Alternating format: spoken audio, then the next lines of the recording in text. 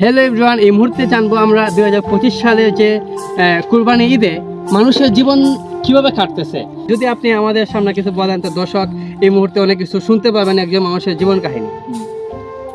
Actually ছোটবেলা যখন ছিলাম তখন তো ঈদ আসলে অনেকটা আনন্দ থাকতো বা অনেক কিছু মানে একটা এই করবো সেই করবো বন্ধু বান্ধব নিয়ে ঘুরবো কেনাকাটা করবো অনেক কিছু থাকতো।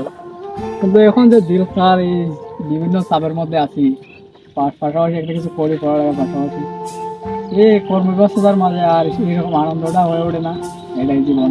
আস্তে আস্তে যখন সবাই একটু এই বড় হয় তখন তার দায়িত্ব বাড়ে, কাজকর্ম দিয়ে আগাতে হয়, তার ভবিষ্যৎ কেরিয়ার দিকে চিন্তা করতে হয়। এইভাবে আগাতে আগাতে আর ছোটবেলার আনন্দগুলো আর থাকে না, আস্তে আস্তে হারিয়ে যায়। এই একটা যদি আগাতে থাকে আর একটা কমতে থাকে, এই সেম পজিশন আর কি। বুঝতে পারছি কি বলছি? তাহলে কি ছোটবেলার আনন্দগুলো কি এখনো মনে আছে? অবশ্যই এটা তো মনে থাকবে, এটা তো মনে থাকার মতো একটা বিষয় পার্ট। অনেক সময় মনে পড়ে ছোটবেলা নিয়ে স্মৃতিগুলো মনে হয়, ভাবি এইগুলোই আর কি। তো আমরা বুঝতে পারলাম যে আমাদের যে জীবনযাত্রার মান অনেক উন্নতি হচ্ছে, তবু যেন আমরা ছোটবেলাকে ভুলতে পারতেছি না।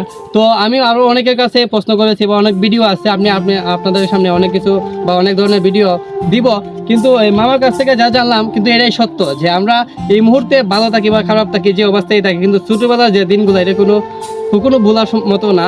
তো আপনারা কি ছোটোবেলাকে মিস করেছেন, বা আপনাদের কাছে এই বর্তমান জীবন এবং ফার্স্টের যে জীবনটা কোনটি বেটার বা কোনটি মনে হয় যে আনন্দময়, অবশ্যই কমেন্ট বক্সে বলে দেবেন। ধন্যবাদ সবাইকে ভিডিওটি দেখার জন্য।